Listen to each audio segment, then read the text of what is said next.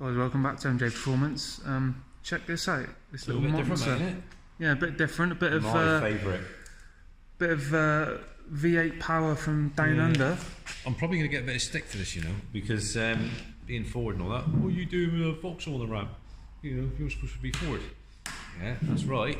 But everything's turbo these days. Yeah, I'm, you know, normally aspirated for me. I'm afraid. You know, you've got to run with the times. But this brings me back to, like, I mean, it's not normally aspirated Lotus Colton, but I had a Lotus Colton, and this is sort of like stems on from there really. So proper muscle car. Yeah. You know. Well, we can see that just from looking at the engine bay. I mean, you know, 6 litres of it's an LS2, absolute insanity. Yeah, LS2 engine, 6 litre V8. Now this was, as I say, normally aspirated. It's about 4,500 horsepower. I think it's been played around with a bit by Tom Walkinshaw, maybe a bit more. It's got trick cams in it. We're doing a full service on it. I took it up to our good friend Jason Dale up at Quick Fit in Newton Abbott to have some. Well, you can see from the tyre soak there. Fresh 4S's on it. Fresh new boots on it. Yeah, he done a geometry on it, set all that up. We always use Jason. Now, yeah. So this is, although it's got VXR on the seats, look, Tim. If you look at the, it is actually.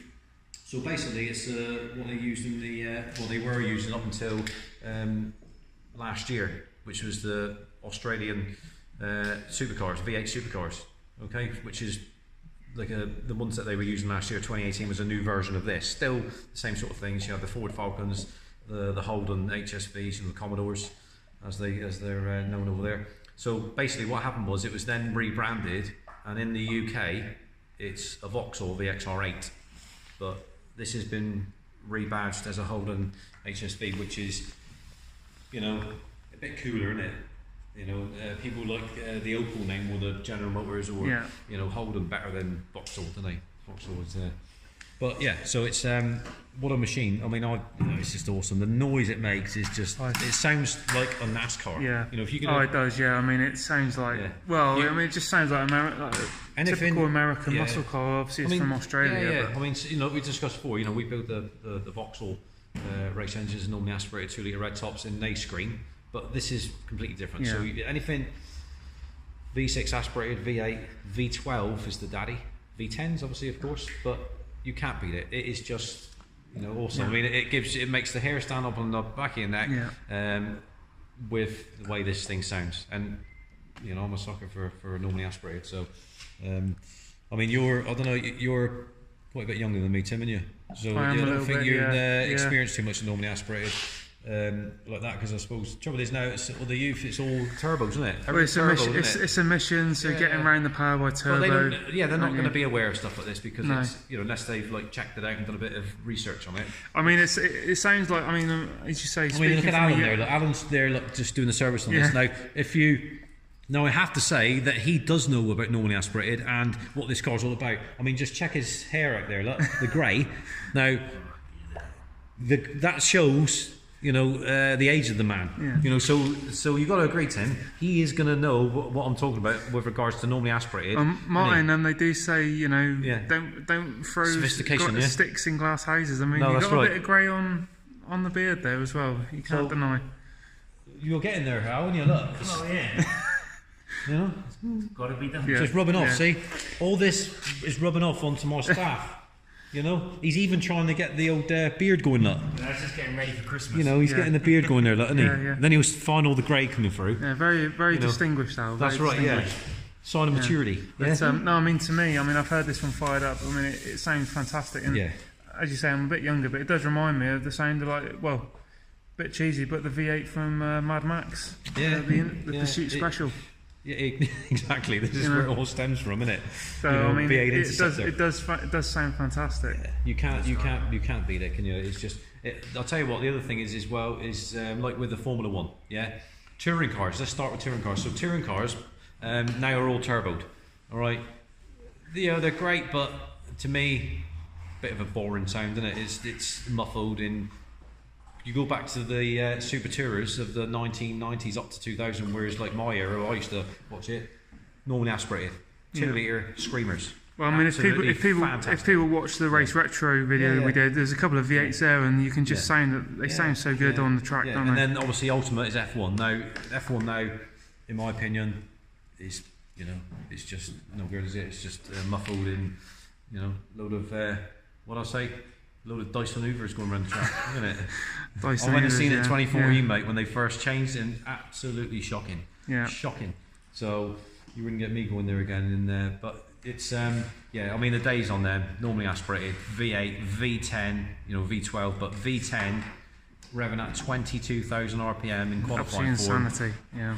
Honestly, there's nothing, you know, there's nothing better. So we're just going to fire this up, and guys, if you listen to this on headphones, you might want to turn the sound down a little bit, because in here I imagine it's going to be absolute insanity.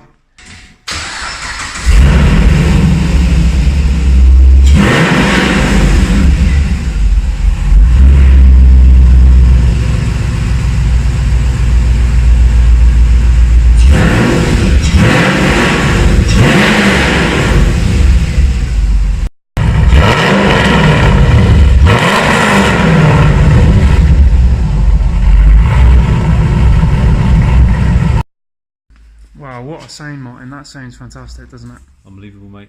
Unbelievable. It's, yeah. I've not yet met anybody yet. I'm sure there is somebody out there that disagrees, but how can you not say that that's a better sound than anything turbo?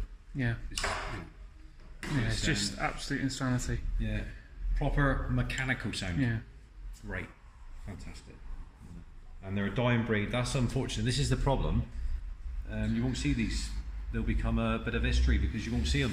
Well, I mean, they said it in Mad Max, last of the V8'S, but this, you know, this really is all that time ago. Last You're of right the V8'S. there. Last of the V8'S, and now it's happening, isn't it? Yeah. You know, they've dropped it now. I mean, it's now they don't even make it anymore in where it you know, was originated from in Australia. Now it's a V6 twin turbo in the supercars next year, this year, sorry, I think. So, you know, it's really good to, you know, that some of the manufacturers are still keeping normally aspirated going. You know, the V10s in the Huracan Lamborghini, and the, you know, the F12, you know, the V12s and the Ferraris. It's great. You need to keep it going because it's really, really important. So, but for how long, who knows, isn't it? They'll be like dinosaurs in a minute, won't they? Sort of car you want to be driving in a post-apocalyptic wasteland. Yeah, people slate them for, oh yeah, well they're not very, you know, specced up inside. Well, it's a bit like a Ford, isn't it? The Mark III Focus RS and all they're not really specced up inside. Their attention to detail is like, I mean, this has got a proper gearbox, proper diff, you know, so, you know, proper brakes. This is a proper driver's car. You know, it's not, you know, it might be a bit, you know, bit basic inside, but that's a box for you. Same as Ford, isn't it? Yeah. You know, if you want, you're buying it exactly right. You're buying it for the driving experience. Right there, you're buying it for the engine. That's absolutely right. Look at this, guys. In a world of big power cars that are automatic. Look, that thing in the middle, that manual stick thing, yeah. Which is what we love. Yeah, which you've got to actually jump in it, and actually you've got to move that to be able to go anywhere. So you've got to actually get involved with the driving. Yeah. Whereas all this is like you do it a few times, and obviously wears off. You put it in drive around, and auto everywhere. And the computer does it all and sets the revs. Yeah. You know, so. Well, guys, I mean that's absolutely fantastic. Real pleasure to have this one in the garage. Don't forget your car there, mate. And mine's out there as well. Yeah, it's probably not quite as powerful as this one, but it's just as fun. Sneak preview of Monty's. Don't we get Monty's? Yeah, well, there's a sneak preview of this one. Me off, folks. We'll be doing a full video on this one soon, and as I say on our previous video with Brian, we've got the Defiant Fords group coming down, so looking forward to showing them this one and a few other cars. Yeah, this will still be there garage. on the lift because I've got to finish this one off. I've nearly finished Fails now. Just a few more bits and pieces to do on that, but. Yeah. So that's great. All good, mate. Well, I'll let Martin do a sign off this time because I did this last one. So that's right. Yeah. So remember, guys, you know, once again, thanks ever so much for listening. So we'll do before we do the sign off. Me and Rich will be in front of the camera tomorrow, which will be cool. We can do a feature on Phils and whatever else is here. That'd be great. So yeah, usual thing: like, subscribe, hit the bell button. Okay, comments down below, and we'll catch up with you very soon. Thanks, guys.